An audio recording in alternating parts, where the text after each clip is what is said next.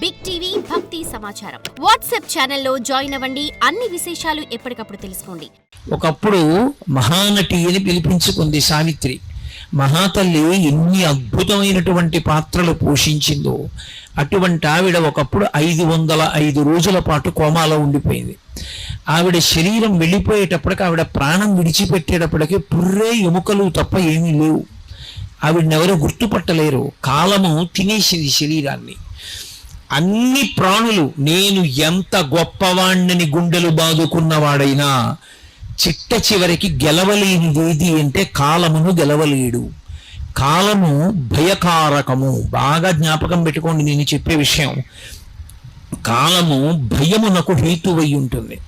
ఎందుచేత అంటే రోజులు వెళ్ళిపోతున్నాయన్న దగ్గర నుంచి కూడా భయం దేనికి అంటే, ఒకటి ఉన్నది పోతుందేమోనన్న భయం లోకానికి, 2 నేను అనుకున్నది రాదేమోనని భయం, 3 తానుండనేమోనని భయం. 3 భయముల చేత ఎప్పుడూ వశుడై ఉంటాడు. ఈ 3 భయములు ఎందుకు ఏర్పడతాయి అంటే, మన శరీరమునందు 3 లక్షణములు ఉంటాయి.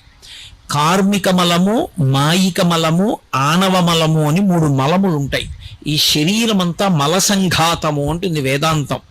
మలము అంటే మనం తెల్లవారుజామున పొద్దున్నే విసర్జించేటటువంటి మలం ఎటువంటిదో, ఈ శరీరమంతా కూడా మలముతో కూడి ఉంటుంది. దీన్ని 3 రకములైన మలముల చేత తయారు చేయబడుతుంది ఈ శరీరం.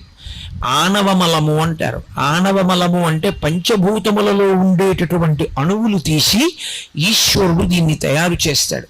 ఇందులో కొంత పృథివిని పెడతాడు. పృథివీ అంటే మట్టి. ఎంత స్నానం చెయ్యండి, కొద్దిగా నీటి చుక్క వేసి ఇలా అంటే అందులోంచి మట్టి వస్తుంది. ఈ శరీరంలో మట్టి ఉంటుంది. ఎముకలన్నీ సున్నం. సున్నం అంటే మట్టే. ఎముకలు సున్నంతో తయారు చేయబడతాయి. అందుకే ఎముకలకి బలహీనత వస్తే కాల్షియం టాబ్లెట్లు ఇస్తారు. కాల్షియం అంటే సున్నం. కాబట్టి ఇది మట్టి ఉంటుంది ఇందులో. ఆణవ మలము, పృథ్వీలో ఉన్న మట్టి ఇందులో కలుస్తుంది. అలాగే జలము, బయట ఉన్నటువంటి నీరు ఇందులో కూడా కొంత ఉండాలి. ఇందులో నీరు పూర్తిగా అయిపోయింది అనుకోండి, పడిపోతుంది శరీరం. డీహైడ్రేషన్ వచ్చిందంటారు. లోపల నీరు నిలబడకపోతే శరీరం పడిపోతుంది. వాయువు, బయట గాలి ఎలా ఉంటుందో అలా ఇది కూడా గాలి పుచ్చుకోవాలి, గాలి వదిలిపెట్టాలి. గాలి పుచ్చుకోకపోయినా, గాలి వదిలిపెట్టకపోయినా వెళ్ళిపోయాడంటారు. అలాగే అగ్ని, బయట వేడిగా ఉంటుంది, ఇందులో కూడా ఎప్పుడు ఒకే వేడి ఉండాలి. అంతకన్నా తక్కువ వస్తే చెమటలు పట్టేస్తుంది, అంతకన్నా ఎక్కువైపోతే జ్వరం వస్తుంది. ఒకే వేడి ఉండాలి, ఇందులో అగ్ని ఉండాలి. పృథివీ, ఆపస్, తేజో, వాయు, ఆకాశము.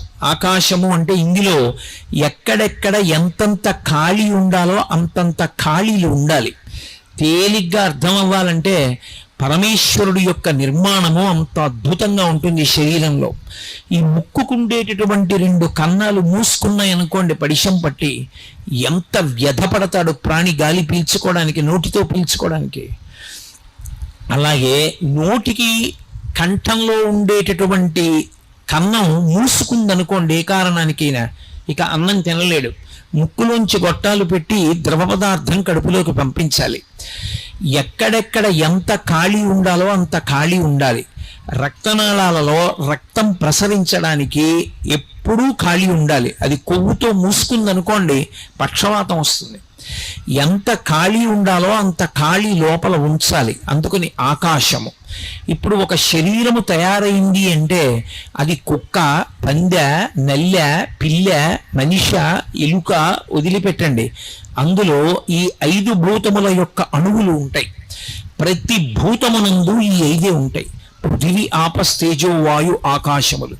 పరమేశ్వరుని యొక్క శరీరము ఈ 5 మలముల చేత, అంటే బయట ఉండేటటువంటి భూతములకు ఉండేటటువంటి మలం దీనికి అంటదో. మలం అని ఎందుకంటారంటే ఇవన్నీ కూడా అపవిత్రమవుతూ ఉంటాయి. భూమి ఉందనుకోండి, ఇప్పుడు మీరు ఇక్కడ ఒక హోమం చేద్దాం అనుకున్నారనుకోండి, చెయ్యకూడదు. ఎందుచేత అంటే మనందరం తొక్కేశాం.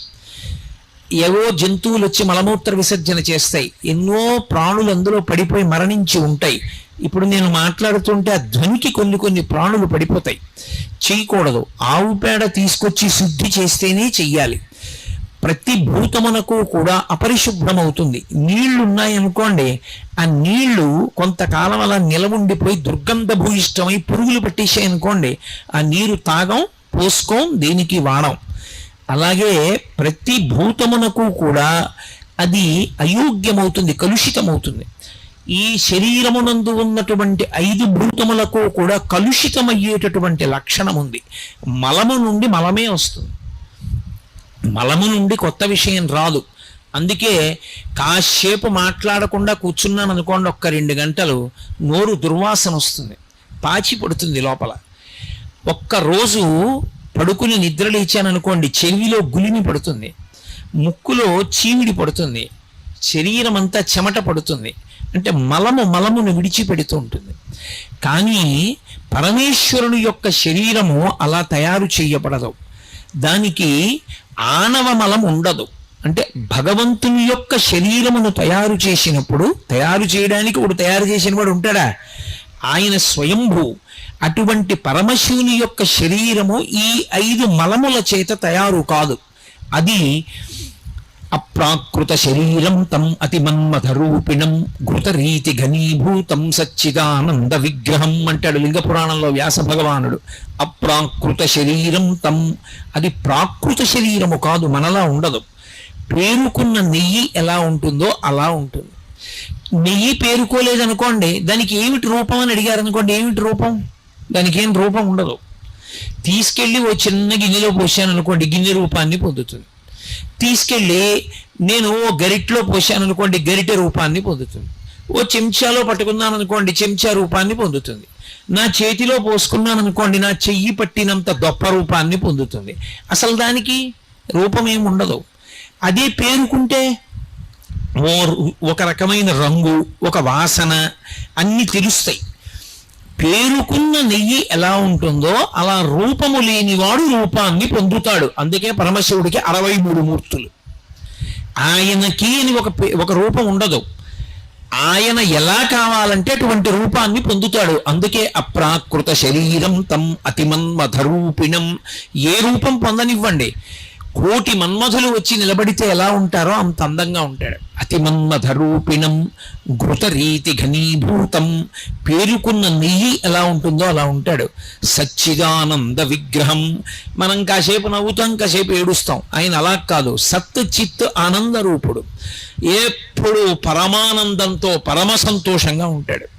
అందుకే ఆయనకి ఆణవ మలము లేదు, మనకి ఆణవ మలం ఉన్నది. 2వ మలము మనకి కార్మిక మలము అని ఒక మలం ఉంటుంది. కార్మిక మలము అంటే గత జన్మలలో మనం ఏవో పాపపుణ్యాలు చేశాం. పాపపుణ్యాలు దేంతో చేస్తారు? 3 చేత చేస్తారు ప్రధానంగా. ఒకటి శరీరము చేత. ఈ శరీరంతో నేను చెయ్యకూడని తప్పొకటి చేశాను అనుకోండి, అదొక పాపం. ఏదో నిష్కారణంగా ఎవరినో వెళ్ళి కొట్టాను, నాకు బలం ఉంది కదా అని, ఇప్పుడు అదొక పాపం కింద వేసుకుంటాడు ఈశ్వరుడు. అలాగే మనసు చేత చేసేటటువంటి పాపం, నేను దొంగతనం చెయ్యక్కర్లేదు, నా ఎదురుగుండా ఉన్న వాళ్ళ మెళ్ళో ఉన్నటువంటి ఓ చంద్రహారం చూసి అబ్బా అది తీసి నేను వేసేసుకుంటే నాకు వచ్చేస్తే అనుకున్నాను అనుకోండి, అప్పుడు అది పాపమే, మనసుతో చేసింది. 3 వాచిక, నోటితో చేసేది. నోరు ఉంది కదా అని అక్కరలేని మాటలన్నీ మాట్లాడడం, పెద్దల్ని అధిక్షేపించడం, ఇతరులు బాధపడేటటువంటి మాటలు మాట్లాడడం, అవన్నీ కూడా వాచికమైనటువంటి పాపములు. ఈ 3 రకములైన పాపములు ఎలా ఉంటాయో పుణ్యములు కూడా అలా ఉంటాయి.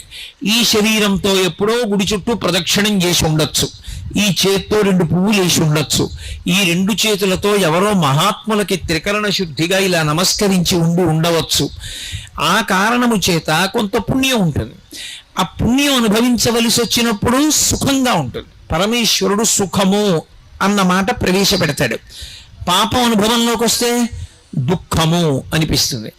ఓ రోజు బాగుంటాడు, ఓ రోజు జ్వరం వస్తుంది. జ్వరం వస్తే దుఃఖం, బాగుంటే సుఖం. సుఖ దుఃఖములు పాపపుణ్యముల వలన వస్తాయి. భగవంతుడు ఎందుకు రూపం తీసుకుంటాడు?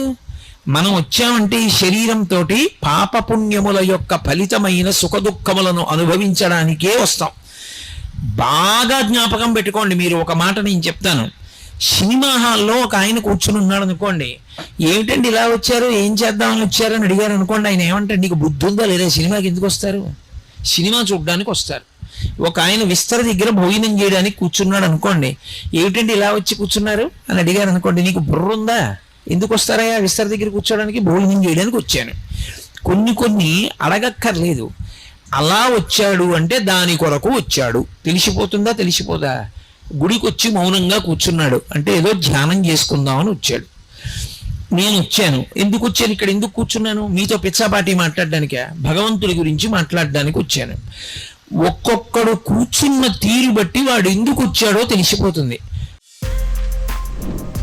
For more videos like this, subscribe Big TV channel.